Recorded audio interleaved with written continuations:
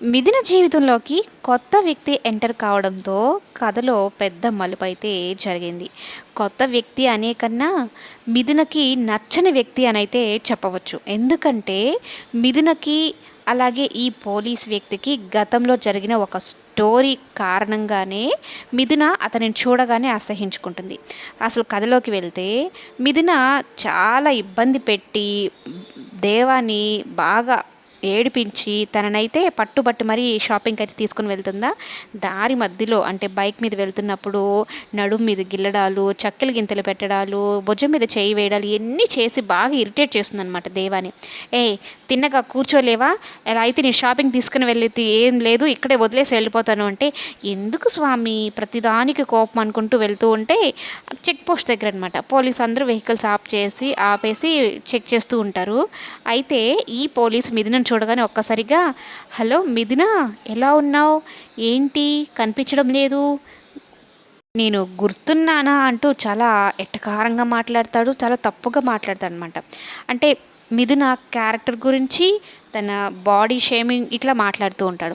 అయితే మిథున కోపం వస్తుంది. నీకు ఇంకా బుద్ధి రాలేదా అన్నట్టు తిడుతూ ఉంటుంది. దేవాకి ఏం అర్థం కాదు, ఏంటి మిథున ఇంత కోపంగా మాట్లాడుతుంది, ఎవరితను అన్నట్టు మాట్లాడుతూ ఉంటే మిథున అసహించుకుంటూ ఉంటుంది అనమాట. అవును, ఇతనెవడు, ఓహో కొత్త బాయ్ ఫ్రెండా, నీకు బాయ్ ఫ్రెండా, అప్పుడు నేను ప్రపోజ్ చేస్తే కనీసం మొహం కూడా చూడలేదు, నన్ను చెప్పుతో కొట్టావు, మరి ఈ బాయ్ ఫ్రెండ్తో ఎలా తిరుగుతున్నావు అనగానే దేవాకి విపరీతంగా కోపం వస్తుంది. బాయ్ ఫ్రెండ్ ఏంటి, బాయ్ ఫ్రెండ్ ఏం మాట్లాడుతున్నావు నువ్వు అన్నట్టు కోపంగా మాట్లాడతాడనమాట. ఏంటి సార్ అలా మాట్లాడుతున్నారు, అయినా ఫిగర్ అలాంటిదిలే, ఎవరైనా పడిపోవాల్సిందే, పడిపోక తప్పదు అని. మామూలుగా అయితే పోలీసులు అలా మాట్లాడరు కదా, చాలా వరకు వాళ్ళు డ్యూటీ మైండెడ్తోనే ఉంటారనమాట, ఎవరో కొంతమంది తప్ప. ఇక ఇతను ఆ కొంతమందిలో ఒకడు ఇతను అని చెప్పుకోవచ్చు. ఇక మిథునని బాడీ షేమింగ్ చేయడము, అంటే నీ పర్ఫెక్ట్ షేపు, ఆ ఫిజిక్ అది ఇదిని మాట్లాడుతూ ఉంటే దేవాకి విపరీతంగా కోపం వస్తుంది. చూడండి, ఇక్కడే అసలు విషయం తెలుసుకోవాల్సింది ఏంటి అంటే, మిథున అంటే నచ్చదు అంటాడు కదా, మిథున అంటే నచ్చినప్పుడు తను ఎవరు ఏమనంటే ఈయనకెందుకు, అక్కడే అనమాట భర్తగా రియాక్ట్ అయ్యి ఆ పోలీస్కి బుద్ధి చెప్తాడు. ఏం మాట్లాడుతున్నావు తెలుస్తుంది, ఇంకొకసారి నా భార్యని ఏమన్నా మాట్లాడావంటే నాలుగు కోసేస్తానన్నట్టు మాట్లాడతాడు.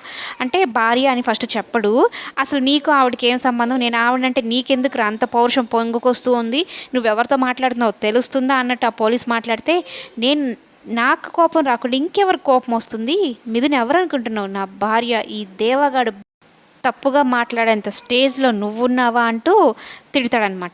అప్పుడు కాక అర్థం కాదు, మిథునకు పెళ్ళయిందా, పెళ్ళయ్యి అత్తగారింట్లో ఉందా, ఏంటిది అసలు పెళ్ళైనట్టు ఎక్కడ ఆచూకీ కానీ ఏం తెలియలేదు, మిథున పెళ్ళయిందంటుంది, అసలు ఏంటి ఈ పెళ్లి స్టోరీ అన్నట్టు అనుకుంటూ ఉంటాడు.